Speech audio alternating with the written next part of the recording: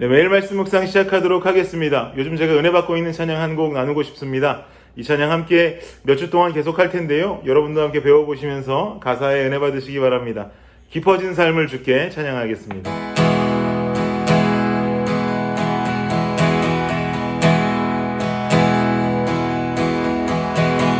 은혜로 날 복음으시고 사랑으로 품어주셔도 내 마음 한 자락도 지키지 못하는 이 모습 부끄럽습니다. 따스한 곁을 내어주신 주님 앞에 나아갑니다.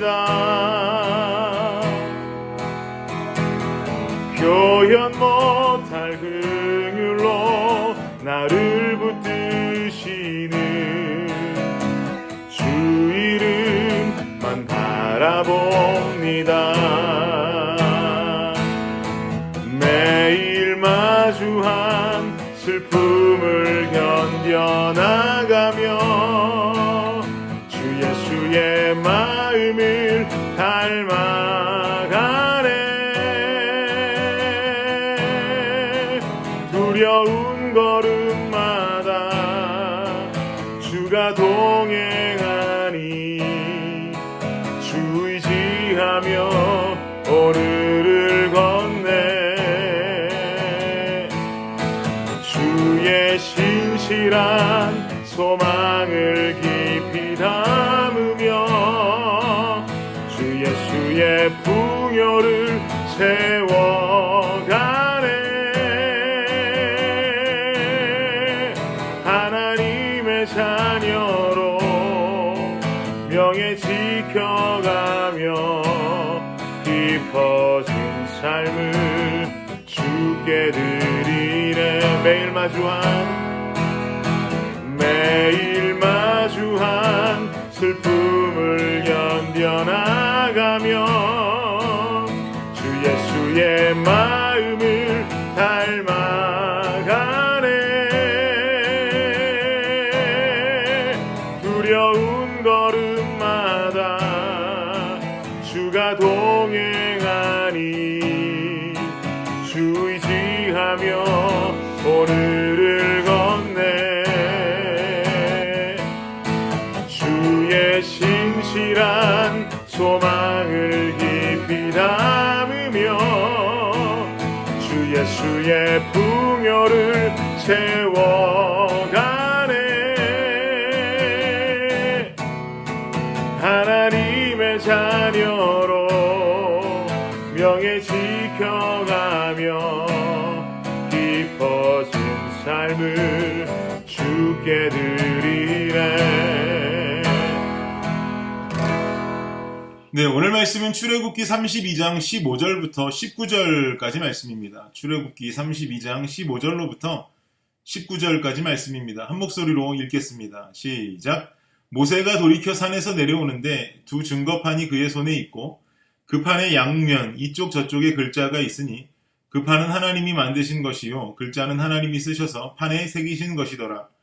여호수아가 백성들의 요란한 소리를 듣고 모세에게 말하되 진중에서 싸우는 소리가 나나이다.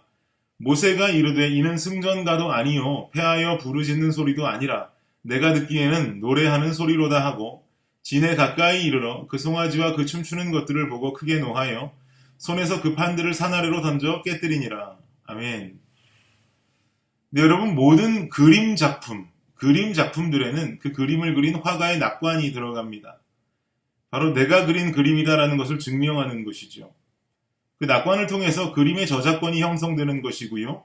그 낙관으로 인해서 유명 작가의 작품은 천문학적인 금액으로 경매되어 판매되기도 합니다.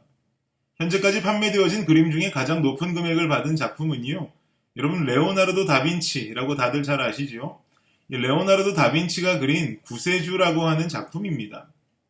뉴욕의 크리스티 경매장에서 낙찰된 이 작품의 가격은요, 4억 5,030만 원이 아니고요, 4억 5,030만 달러에 판매되었습니다. 한화로 환산해보면 5천억에 달하는 가격에 판매가 된 것이죠.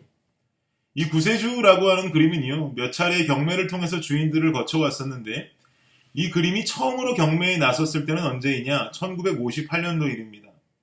얼마에 팔렸는지 아십니까? 60달러에 팔렸답니다. 단돈 6만 원이죠. 이유는 무엇일까요? 당시에는요, 이 작품이 다빈치의 작품이라고 인정을 받지 못했답니다. 그리고 시간이 좀 더 지나서 2005년도에도 이 작품이 한 번 더 경매에 나섰는데, 이때도 다빈치의 작품이라고 인정을 받지 못해서 겨우 $10,000도 채 되지 않는 금액에 팔렸던 그림입니다. 그런데 결국 2011년도 이 작품이 전문가들의 고민 끝에 결국 레오나르도 다빈치가 그린 진품으로 확인이 된 거죠.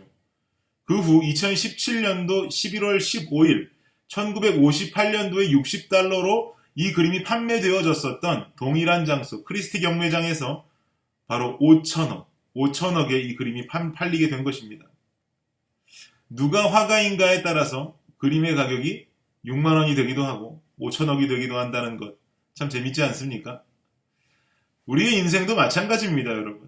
누가 우리의 인생을 그려가는지에 따라 우리의 인생 또한 어떤 인생인지 그 밸류가 결정이 될 수 있습니다. 이 생각을 마음에 두시고 함께 본문으로 들어가 보겠습니다. 오늘 본문의 상황은요, 어제 이야기에서부터 계속 이어지는 스토리입니다. 모세는 하나님과의 언약을 위해서 시내산으로 올라가지요. 그리고 하나님과의 명령이 담긴 십계명 돌판을 가지고 하산하게 됩니다. 이때 하나님과 모세의 독대 시간이 길어지자 이스라엘 백성들은요, 불만을 토로하죠. 32장 1절 말씀을 제가 읽어드리겠습니다. 그들의 불만이 어떤지 읽어드릴게요. 백성이 모세가 산에서 내려옴이 더딤을 보고 모여 백성이 아론에게 이르러 말하되 일어나라 우리를 위하여 우리를 인도할 신을 만들라. 이 모세 곧 우리를 애굽 땅에서 인도하여 낸 사람은 어찌 되었는지 알지 못함이니라. 모세가 아무리 기다려도 내려오지 않는다는 겁니다. 그도 그럴 것이 시내산에 오른 지 40일이 지났습니다. 백성들은 아론에게 말하기를 우리를 인도할 신을 만들어 달라고 요청하지요.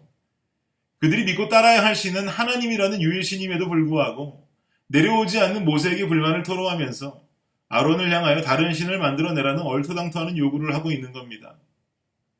아론이라는 사람은요, 모세가 시내산으로 올라가면서 자신의 부재 시에 백성들에게 자신의 역할을 대신할 존재로 세운 사람입니다. 출애굽기 24장 13절 14절 말씀이 이렇게 나와 있습니다. 모세가 그의 부하 여호수아와 함께 일어나 모세가 하나님의 산으로 올라가며 장로들에게 이르되 너희는 여기서 우리가 너희에게로 돌아오기까지 기다리라. 아론과 훌이 너희와 함께하리니 무슨 일이 있는 자는 그들에게로 나아갈지니라 라고 말했습니다. 아론은 모세의 대리인입니다. 이렇게 믿음직하게 세워두고 올라간 아론은요, 모세의 기대와는 어긋나는 결정을 내려버립니다. 32장 4절 말씀 읽어드립니다. 아론이 그들의 손에서 금고리를 받아 부어서 조각칼로 새겨 송아지 형상을 만드니 그들이 말하되 이스라엘아 이는 너희를 애굽 땅에서 인도하여 낸 너희의 신이로다 하는지라. 이스라엘 백성들은 이렇게 세워진 금송아지 상 앞에서요, 아주 음란하고 저급한 그들만의 축제를 벌입니다. 그때 하나님께서 모세에게 하산하라고 명령하십니다. 이스라엘 백성들이 지금 부패해 있다고 알려주셨습니다. 그러자 모세는 하나님께서 주신 십계명 돌판을 가지고 황급히 그 시내산을 하산에 내려옵니다. 그리고 눈앞에 벌어진 어이없는 광경을 목격하게 되지요. 오늘 보면 17절과 18절 말씀 함께 한번 보겠습니다. 시작! 여호수아가 백성들의 요란한 소리를 듣고 모세에게 말하되 진중에서 싸우는 소리가 나나이다. 모세가 이르되 이는 승전가도 아니요 패하여 부르짖는 소리도 아니라 내가 듣기에는 노래하는 소리로다 하고 백성들의 축제 벌이는 소리가 들려옵니다. 그것도 자기들끼리 만들어낸 금송아지를 두고 벌리는 완전한 우상숭배의 모습입니다. 음란하고 저급합니다. 여기에서 모세에게 거룩한 분노가 일어나게 되죠. 이어지는 19절 보십시오. 함께 읽겠습니다. 시작! 진에 가까이 이르러 그 송아지와 그 춤추는 것들을 보고 크게 노하여 손에서 그 판들을 산 아래로 던져 깨트리니라. 자신이 들고 내려온 십계명 돌판을요, 산 아래로 던져서 깨트려버립니다. 산 위에 올라서 어떻게 증거궤를 만들고 성막을 만들고 율법을 지키고 어떻게 살아가야 하는지 하나님과의 감격적인 독대를 하고 내려와서 목격하기에는 너무나도 참담하고 실망스러웠던 상황인 것이죠. 결국 곧 내려오게 될 모세를 기다리지 못해서 벌어진 이스라엘 백성들의 어리석고 당혹스러웠던 모습입니다. 저는 오늘 본문을 묵상하면서 하나님께서 이런 은혜를 제게 허락해 주셨습니다. 그 은혜를 나누기 원하는데요. 본문 16절 말씀을 다시 한번 보면서 그 은혜를 나누겠습니다. 16절 함께 읽겠습니다. 시작. 그 판은 하나님이 만드신 것이요 글자는 하나님이 쓰셔서 판에 새기신 것이더라. 지금 뭐라고 말합니까? 그 판은 하나님이 만드신 것이다 라고 말하죠. 그런데요, 여기서 하나님 만드신 것이라는 것의 원어적인 뜻을 좀 더 살펴보면은요, 사용되어진 단어는요, 마세 엘로힘이라는 단어이고요. 그 단어 자체로 해석하면 어떻게 해석이 되냐면은요, 하나님의 작품이라는 뜻이 됩니다. 그 판은 하나님이 만드신 것이요 보다는 더 정확하자면 그 판은 하나님의 작품이요 라고 해석하는 것이 더 옳단 말입니다. 즉 모세가 40일간 하나님과의 독대를 이루면서 끝내 받아 내려오는 것은 돌판, 곧 하나님이 만드신 하나님의 작품이었습니다. 그런데 시내산에서 내려와서 모세가 목격한 상황은 어떤 상황입니까? 금송아지, 즉 인간들이 금을 모아서 만들어낸 인간들의 작품이었습니다. 그걸 보면서 춤을 추고 음란한 행위를 벌이고 있었다는 거죠. 이유는 무엇입니까? 기다릴 수 없어서. 하나님께서 모세를 내려보내실 하나님의 때를 기다리지 못했던 것이 가장 큰 이유였습니다. 여러분 어떤 생각이 드십니까? 여러분 우리 인생에 있어서 하나님의 때를 기다릴 줄 아는 인내가 반드시 필요합니다. 하나님은 하나님의 때를 기다릴 때 하나님의 작품을 허락하십니다. 마세 엘로힘. 여러분 아멘이십니까? 그러나 하나님의 때를 기다리지 못하는 어리석은 자는요, 내 인생의 금송아지를 내가 스스로 만들어서 내 마음대로 내 인생을 인도해 나가려고 합니다. 이거 작품 못 됩니다. 이거요 5천억짜리 밸류의 큰 작품 못 됩니다. 서론에서 말씀드렸듯이 구세주라는 작품이 정말 큰 값어치가 되기 위해서는요, 레오나르도 다빈치의 낙관이 필요했습니다. 그러자 그 그림 가격은 6만 원에서 5천억 원으로 올라갔습니다. 사랑하는 성도 여러분, 우리 인생도 마찬가지입니다.